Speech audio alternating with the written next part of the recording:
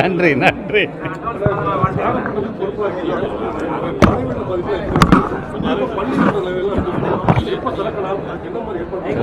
நம்ம எதிர்பார்த்த எல்லாருமே சொன்னாங்க ப்ரெடிக்ஷன்லேருந்து ரெட் அலர்ட் வரும் அப்படின்னு சொன்னாங்க. ஆனால் ரெட் அலர்ட் அங்கே இல்லை. நம்ம கலெக்டரிடம் பேசி நான் 2 நாள் முழுமையாக அங்கே எல்லா தொகுதிகளுக்கும் எல்லா ஒன்றியங்களுக்கும் நேரடியாக போய் பார்த்துட்டு வந்திருக்கோம்.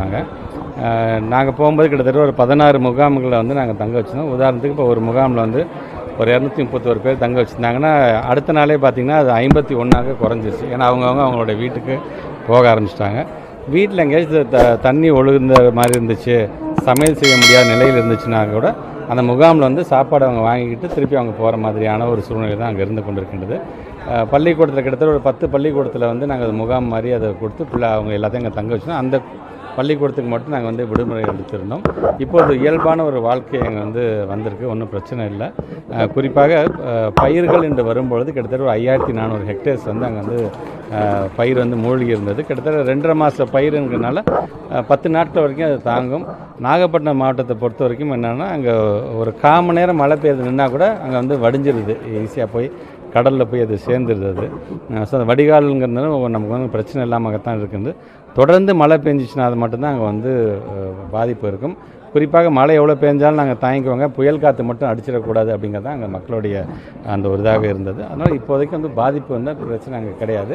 முழுமையாக வடிந்ததுக்கு பிறகு விவசாயம் சார்ந்து ஏதாச்சும் பயிர்கள் சார்ந்து சேதம் இருந்ததுன்னு சொன்னால் அதற்கான கணக்கீடு வந்து நம்மளோட மாவட்ட ஆட்சியர் மூலமாக எடுக்க சொல்லியிருக்கணும். அது சார்ந்து நம்முடைய தமிழ்நாடு முதலமைச்சர் கொண்டு சென்று அதுக்கு என்ன நிவாரணம் தேவைப்படுகின்ற அவன்கிட்ட எடுத்து நாங்கள் சொல்லலாம். பள்ளிகள் பொறுத்த வரைக்கும் உங்களுக்கே தெரியும், நேற்று தமிழக அரசு அதுக்கான அறிவிப்பை கொடுத்துருக்காங்க. இந்த பள்ளிக்கூடங்களுக்கெல்லாம் உடனடியாக விடுமுறை கொடுக்கணும். உங்களுக்கே தெரியும், வானிலையின் காரணமாக இந்த புயல் காரணமாக எல்லா விமானங்களுமே ரத்து செய்யப்பட்டிருக்குது. நீங்களும் செய்தியை பார்த்துருப்பீங்க.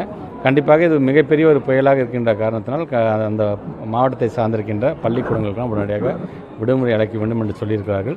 தமிழ்நாட்டு முதலமைச்சர் பொறுத்த வரைக்கும் விசி மூலமாக எல்லா மாவட்ட ஆட்சியரோட பேசும்போது சொன்ன ஒரு கருத்து என்பது, என்னதான் மழை பெய்ந்ததுக்கு பிறகும் பள்ளிக்கூடம் என்று வரும்பொழுது பிள்ளைகள் உள்ளே நுழைந்து உட்கார்ந்து பாடம் கற்கின்ற அளவுக்கு அது தயார் நிலையில் இருந்தால் மட்டும்தான் பள்ளிக்கூடத்தை திறக்க வேண்டும் என்று சொல்லியிருக்கிறார்கள். ஏற்கனவே எங்களுடைய செக்ரட்டரிஸ் மூலமாக அந்தந்த சிஓஸிடமும் எடுத்து சொல்லியிருக்கிறோம். அந்தந்த மாவட்ட ஆட்சித்தலைவர் மூலம் அங்கே இருக்கின்ற பம்பு மூலமாக தண்ணியை முதல்ல எடுத்துட்டு அது பிள்ளைங்க உள்ளே வந்து பாடம் கற்கக்கூடிய அளவுக்கு இருந்தால் மட்டும் அந்த பள்ளிக்கூடத்தை திறக்க வேண்டும் என்று நாங்கள் சொல்லியிருக்கிறோம்.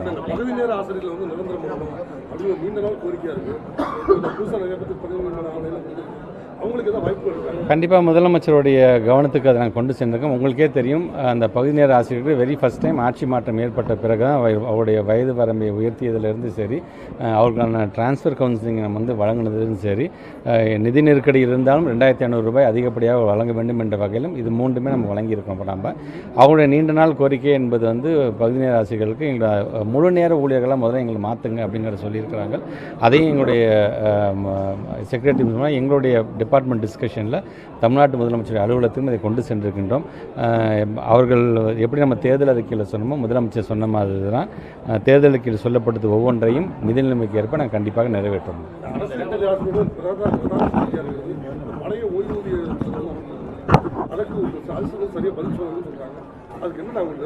இது வந்து நாட் ஒன்லி டீச்சர்ஸில், இது அரசு ஊழியர்கள் நீங்களே சொல்கிறீங்க. இது கண்டிப்பாக அரசாங்கம் தமிழ்நாட்டுடைய முதலமைச்சர் தான் இதுக்கான முடியும். புரியல. தொடர்ந்து தான் சொல்கிறேன். டெட் ஆசிரியர்கள் பொறுத்து 2013 17க்கு அப்புறம் எழுதினவங்களும் இருக்காங்க, 19க்கு அப்புறம் எழுதினவங்களும் இருக்கின்றார்கள். எல்லாருமே ஒவ்வொரு விதமான கருத்துக்களை எடுத்து சொல்லிக்கிட்டு தான் இருக்கிறார்கள். கண்டிப்பாக நம்முடைய தமிழ்நாட்டு முதலமைச்சர் கவனத்தை கொண்டு சென்றிருக்கின்றோம். ஏன்னா எங்களுக்கும் ஆசிரியர்கள் தேவைதான். தமிழ்நாட்டு முதலமைச்சர் ஏற்கனவே சட்டமன்றத்தில் சொன்ன மாதிரி 2026க்குள் 19,000 ஆசிரியர்கள் நாங்கள் எடுப்போம் என்று சொல்லி, அந்த 19 ஆசிரியர்கள் வெறும் பள்ளி ஆசிரியர்கள் மட்டுமல்ல, கல்லூரி சார்ந்திருக்கின்ற பேராசிரியர்கள் எல்லாம் சேர்ந்து தான் அதுக்கு இருக்கின்றது. கண்டிப்பாக எங்களுடைய பள்ளிக்கூடத்துக்கு தேவையான அந்த ஆசிரியர்கள் கண்டிப்பாக நாங்கள் எடுப்போம். அது அவர் சொல்லிட்டு போகிறாங்க, அதுக்கு நமக்கு